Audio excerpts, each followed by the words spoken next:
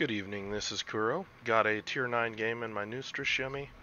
Going over the matchmaking. Have Enemy Implacable, Radar Ship Seattle, Cleveland. Enemy DDs are Z46, Fantastique, and Leningrad. This game, well, this is just fun.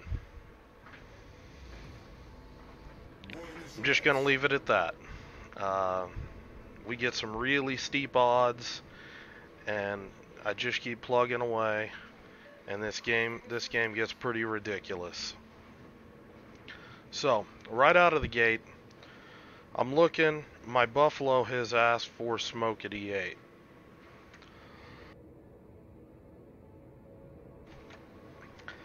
I don't really like what I'm assuming his intention is, to basically push up, use that radar to use my smoke to be able to radar the cap and be able to shoot this way. The issue that I have with it is most likely that the smart position for a destroyer player would be this island here, or sitting on the edge of the cap somewhere out here. In either case, the Buffalo gets some shots, or in the case here, he doesn't have any shots whatsoever. You're just kind of hosed. Because I've used my smoke to get him in this position, it's not likely that I'm going to be able to, come down here and really punish this destroyer if this Buffalo had just radared. The Leningrad makes a miscalculation. He's entering cap at really kind of a weird area, and he's trying to duck behind the Bat Island, and you see me look right there. I'm just like, the hell with it, I've got to heal. Let's get a destroyer killed. And that's what I'm trying to do right here. You see, I looked around basically at the mini-map, saw I've got 3 ships able to shoot at me, so I'm just trying to speed juke. I've got my speed boost active, and I'm looking at incoming fire alert, all that stuff, and you'll see incoming fire alert starting to go nuts, and that was telling me that somebody new with a high rate of fire was shooting at me, and the speed juking was no longer going to be the thing to do. One of those interesting uses for incoming fire alert. Come up here, I'm going to try to throw some torpedoes at this Georgia. I really don't think he's going to keep pushing this way. I dropped some torps, kind of expecting this guy to slam on the brakes. Maybe, stop. He, however, just goes on ahead, conducts a full turnout. Rather risky maneuvering at these sorts of ranges, but he appears to get away with it. More power to him. I was playing keep away with the enemy CV, trying to get more distance. CV finally does detect me when he goes on his torp run on my Buffalo in Missouri, and I go on ahead, I pop defensive fire, focus my AA, all the good stuff. While that was going on, the Leningrad took a poke at me, and that's a really bad mistake. He's not going to live through this. I decide to open up, make sure that we get this guy killed, and that's the end of the Leningrad. And just going to go dark here. I know I've got at least a Seattle back here. I see the Cleveland. It's not worth it. So, gonna go on ahead and just disengage.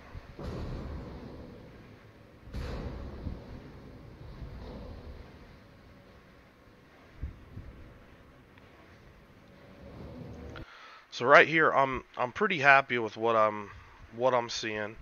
My team, it appears that we've got the broadside of this John Bart with the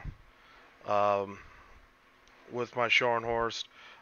Musashi, I'm assuming, He's going to be looking to shoot this guy soon too. We've got a Fantastic bottled up in A. Should be able to get that kill. Or at least keep him pinned up where he's not going to really be a factor in the game. We've killed the only enemy DD on the western or the eastern side of the map. So this is really going to hurt the spotting from this position here. But my concern is, if you look, my team is really aggressively pushing these guys, including 2 squishy cruisers, you know, really close range to these guys. This is, I mean, 11, 12 kilometer shots for those battleships. It's not good. So I'm starting to get a little worried about my team's positioning. My Gajamata has flipped decap.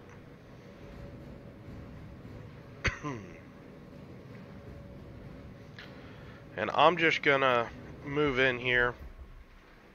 Torpedoes are back up, and I'm just gonna lay you know, a moderately sized fan of torpedoes, basically underleading and overleading by half the width of the torpedo pattern, just in case, you know, the Georgia slows up on the border or speeds up a little.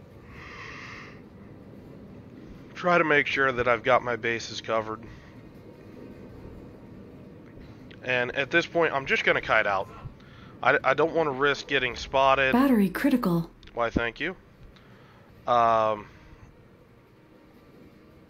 You know, I just want that guy fat, dumb, and happy, thinking I'm nowhere near him in time for those torpedoes to pop up and take care of business. Now, I do get detected by either the Seattle or the Cleveland here. And I'm sailing away. I was kind of expecting the Cleveland to poke me. It doesn't happen. Okay, I drop off radar there.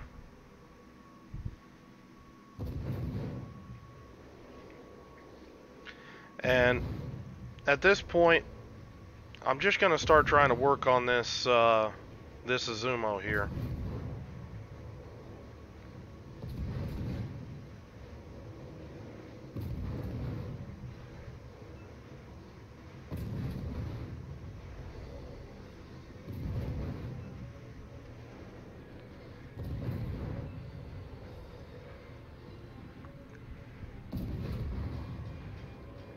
Now at this point, this is where I see I really don't like this. The Cleveland and the Seattle are both starting to kite. And look at that stream of fire flying out on this my North Carolina. He's full health now. He's not going to stay that way, this way for long. You know, kind of analyze the map position out west. We've lost the west. I don't really understand how it happened, but it happened. And I'm not liking what I'm seeing here, where my battleships are over pursuing these cruisers, and they're going to get farmed. I'm trying to help my battleships out. This Izumo's trying to hold them down in a, you know, a tanky bow-on position. And if you saw, I had launched my torps, one at the Izumo, one kind of towards the island. And I know that this Izumo, as this Missouri pushes in, he's going to turn into the Missouri. And by turning in, it's going to open him up to those torpedo spreads. So even though it looked like it was a terrible angle, I'm still going to get 2 torp hits on him. And that's basically going to leave this guy crippled. Gonna switch to AP here shortly. Was getting ready to put him down, but my Shikaku's able to torpedo him. And again, another important bit of information. I was using my guns, killed apparently the only enemy ship within 12.8 kilometers of my ship. That gives me information what's around me. That's telling me I can push up here and be pretty safe. Now, here's a misplay. Oh, they spotted the CV. Look at this. He's shooting the CV. You know, yeah, he's doing good damage, but this CV can't really do anything to a Missouri. Those light cruisers just burned down the North Carolina. You're the new guy on the chopping block, buddy. And I know he's not going to last long.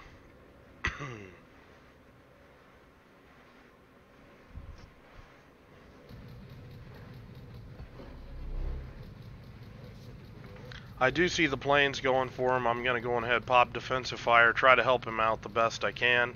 I don't know what his AA looks like, so, you know, just try to do my best to help his ship.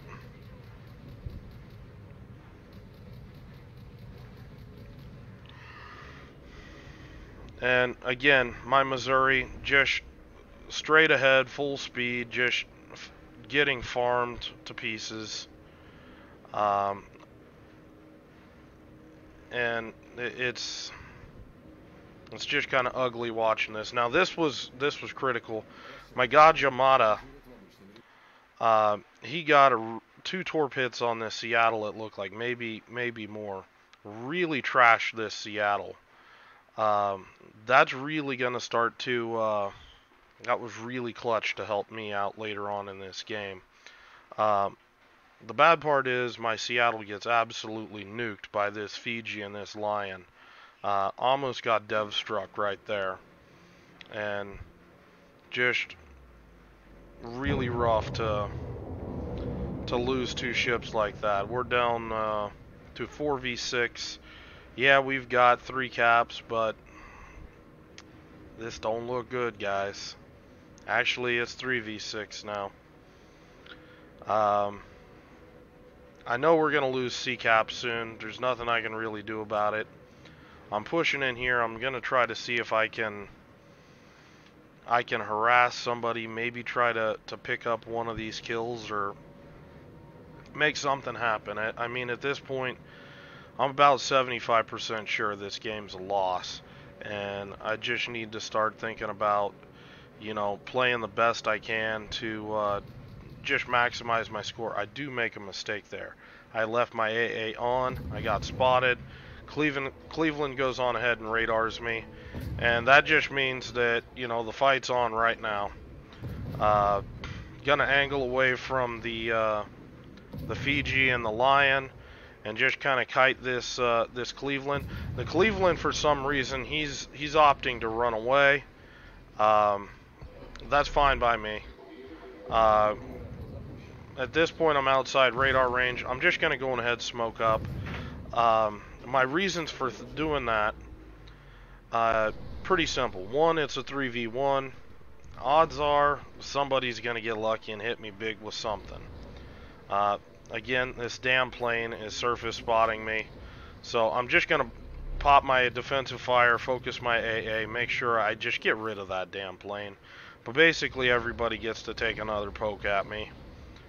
Thankfully, everything misses, but it definitely was something that I did not like, letting them know that, oh, he's actually out of smoke, and he's headed this way. So, the second reason why I disengaged there, these guys are pushing, the Cleveland's running away. So by disengaging there, I'm turning this 3v1 into a 2v1. Because this Cleveland's not likely to have the range to even shoot me, let alone be inside effective range where he's likely to do damage to my ship. And if you see, there's no Cleveland shooting at me. So my plan's worked out here. I've reduced the number of ships that have shot at me by using that smoke to disengage like that.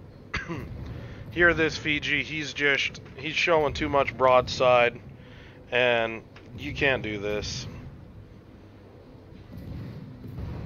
I know I've got him. I've already got shots in the air, but I'm still just following through. I do land a torpedo on the Lion, and that's going to put that's telling me the lion's in reach range for me to finish him off. So at this point, I know that this lion, he's probably going to try to push for decap. It's a mistake, but that's where it's a random battle. That's where I think this guy's going.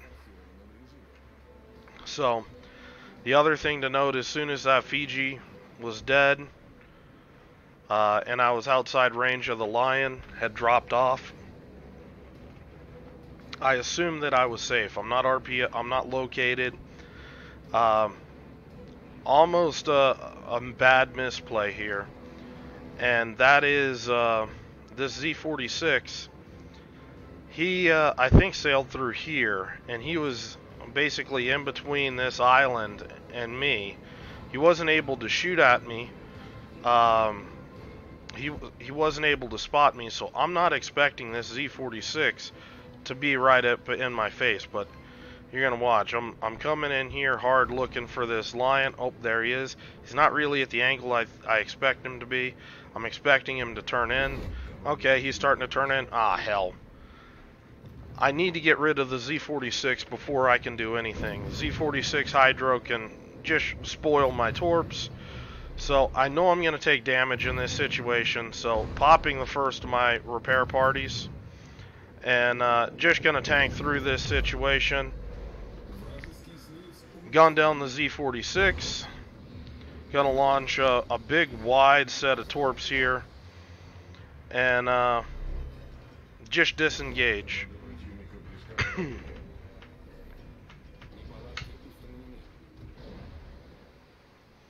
Well, I'm looking, I'm thinking, you know, I really don't want these guys to run away. I mean, I'm getting ready to start shooting this Cleveland.